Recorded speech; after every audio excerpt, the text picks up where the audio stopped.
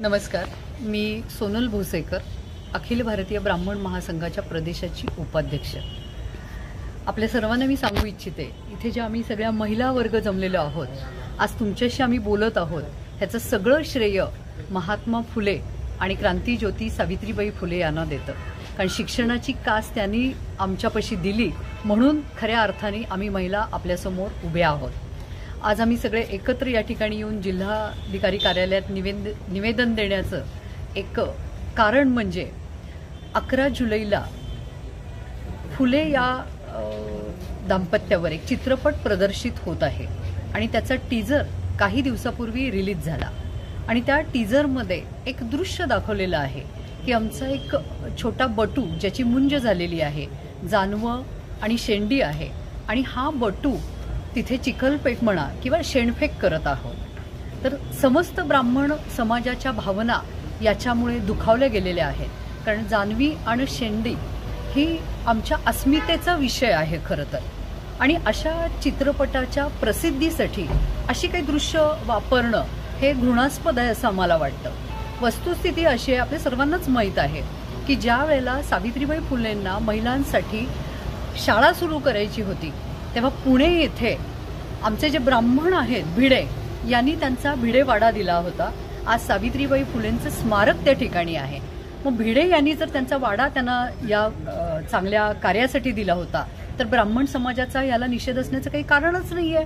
मग जाणीवपूर्वक तुम्ही TRP वाढवण्यासाठी जर अशा काही गोष्टी त्याच्यामध्ये करत असाल तर हे निंदनीय आहे.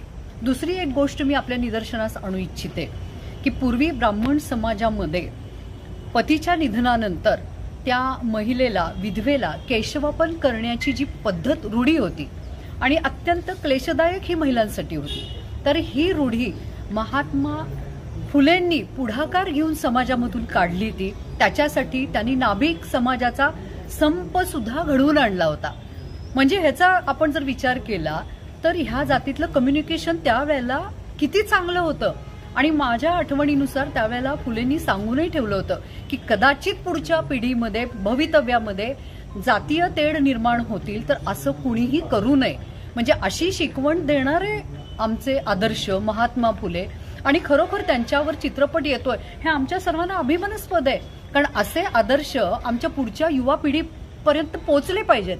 परंतु हे आदर्श पोहोचवताना त्याच्यामध्ये अशी कुठलीही आक्षेपार्ह दृश्य नसावीत की जेणेकरून एका विशिष्ट समाजाच्या भावना दुखावल्या जातील. आणि आता आपण जर समाजाची स्थिती जर बघितली तर मला वाटतं ही काहीशी अशी आहे. त्यामुळे आमची सर्वांची सरकारला, त्यांच्या सांस्कृतिक खात्याला, सेन्सॉर बोर्डला, या चित्रपटाच्या निर्मात्यांना, दिग्दर्शकांना नम्र विनंती आहे की तुम्ही हे दृश्य काही सेकंदाचंच आहे हे या चित्रपटातून वगळावं. अन्यथा आमच्यातले जे लहान मुलं आहेत, बटू मुलं आहेत, यांच्या सुद्धा मनावर गंभीर परिणाम होणार आहे. ह्याची सुद्धा दखल आपण सर्वांनी घेणं गरजेचं आहे. आणि चित्रपट हे असं प्रसिद्धी माध्यम आहे की समाजाच्या तळागाळातल्या व्यक्तीवर ह्याचा इम्पॅक्ट खूप मोठ्या प्रमाणामध्ये होतो. तर आमची शांततेमध्ये नम्रतापूर्वक सर्वांना विनंती राहील की त्वरित हे आक्षेपार्ह दृश्य यातून काढलं पाहिजे. शिवाय अशी एक विनंती राहिली याच्यामध्ये की सेन्सॉर बोर्ड आणि आमचे काही ज्येष्ठ लोक, दिग्दर्शक यांच्या समन्वयानं हा चित्रपट प्रदर्शनापूर्वी आम्हाला दाखवला गेला पाहिजे. म्हणजे त्याच्यामध्ये आणखीन काही जर आक्षेपार्ह असेल तर आम्ही ते त्यांना सुचवू की हे नको आहे, ह्याच्यामध्ये हे तुम्ही वगळा आणि मग हा चित्रपट प्रदर्शित करा. सो मी पुन्हा एकदा आपल्या सर्व मीडियाच्या प्रतिनिधींना धन्यवाद देते. जय परशुराम, जय परशुराम, जय परशुराम, जय परशुराम. सप्रेम जय भीम, जय शिवराय, जय संविधान. मी संजय गाडे, माननीय डॉक्टर राजेंद्र गवई साहेबांच्या राष्ट्रीय नेतृत्वाखाली आणि पश्चिम महाराष्ट्र महासचिव आमचे बॉस चंद्रकांत कांबळे यांच्या मार्गदर्शनाखाली रिपब्लिकन पार्टी ऑफ इंडियाचा सातारा जिल्हाध्यक्ष म्हणून गेले 6 वर्षापासून कार्यरत आहे.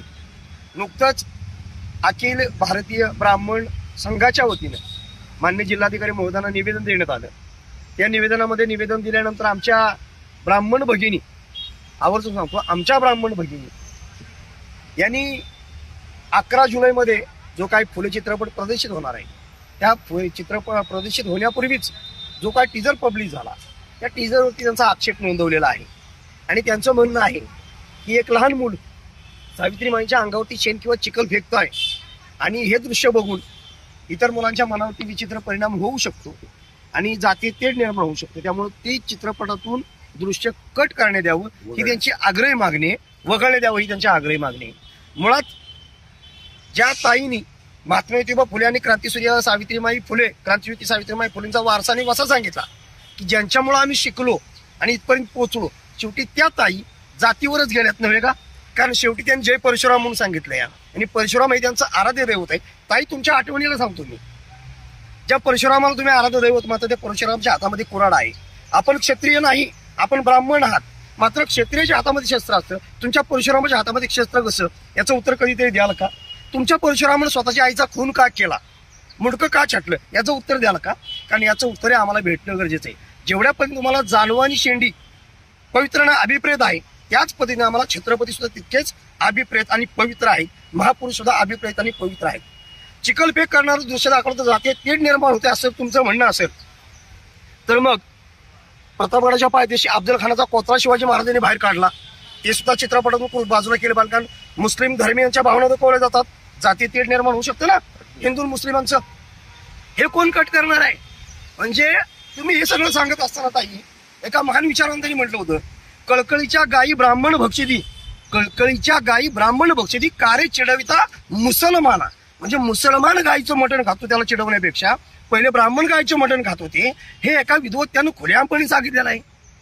आणि ब्राह्मणाचं कसब हे प्रत्यक्ष महात्मा ज्योतिबा फुले लिहिलेलं आहे. ताई ते पुस्तक वाचा तुम्ही, ब्राह्मणाचं कसब काय ते. ब्राह्मणाचं कसबच आहे, खरं बोलण्यापेक्षा बरं बोलायचं आणि खरं दाबून टाकायचं. ही पद्धत बदलली पाहिजे. कारण शेवटी तुम्ही जय परशुराम म्हटला, ज्या परशुरामाने स्वतःच्या आईचा खून केला, याचा अर्थ परशुराम महिलांचा द्वेष करत होता सिद्ध झालेला आहे.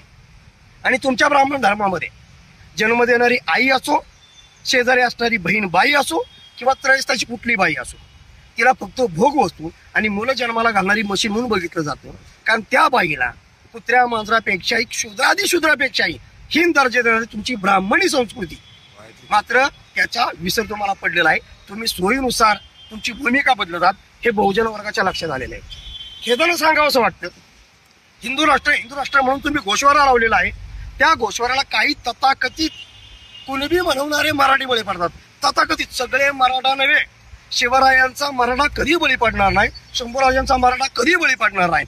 मात्र तथाकथित मराठे ज्या अर्धवट राव आहेत ते जय हिंदू राष्ट्राला बळी पडतात. तुमच्या माहितीसाठी सांगतो, इतिहासकाराचं म्हणणं आहे, विष पाजून संपविला चहूमुलकाचा छत्रपती. शिवाजी महाराजांचा मृत्यू कसा झाला ना, हे याच्यामध्ये अधोरेखित होत आहे. विष पाजून संपविला चहूमुलकाचा छत्रपती. अरे भटाच्या हरामखोरीचे आणखी पुरावे देऊ किती? सांग रे बहुजना, तुला जाग का येत नाही? लेका बापाचा बाप बदलला, तुला राग का येत नाही? दादोजी कोळदेव झाला, बम पुरंदरणी, राजा शिवछत्रपतीच्या 9व्या पानावरती कसब पुण्यामध्ये शिवछत्रपतीचा बाप बदलला, तरी सुद्धा हिंदू राष्ट्र म्हणवणाऱ्या, छत्रपतीचं नाव घेणाऱ्यांना राग येत नाही. याची मात्र आम्हाला लाज वाटते. पण ताई, आम्ही अस्वल आहोत. अस्वलाच्या अंगाला जेवढे केस असतात ना, तेवढ्या तक्रारी, तेवढे गुन्हे आमच्या अंगाला चिकटलेले आहेत. त्यामुळं आम्ही घाबरून जाणारे नाही. तुमचं बरं बोलणं किती महत्वाचं आहे का खरं बोलणं किती महत्वाचं आहे हे जनतेपर्यंत पोहोचवण्याचा आम्ही प्रयत्न करू.